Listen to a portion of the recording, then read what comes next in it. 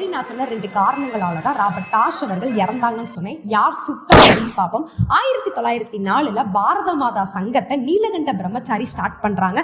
அந்த சங்கத்தோட நோக்கமே என்னன்னா ஆங்கில அதிகாரிகளை கொல்றதா. நயவஞ்சகன் நமது இயக்கத்திற்கு முதல் பலியாக வேண்டியவன் அந்த கலெக்டர்.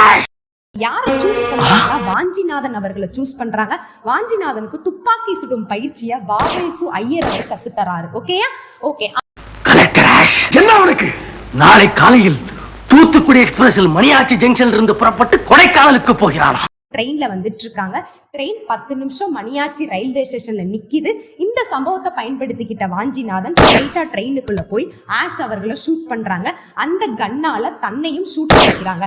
இப்போ இந்த கொலை வழக்குல கிட்டத்தட்ட ஒரு 16 பேர் கைதாறாங்க அப்படின்னு சொல்றாங்க. ஆனா இதோட முதல் குற்றவாளி யாருன்னா நீலகண்ட பிரம்மச்சாரியை தான் சொல்றாங்க.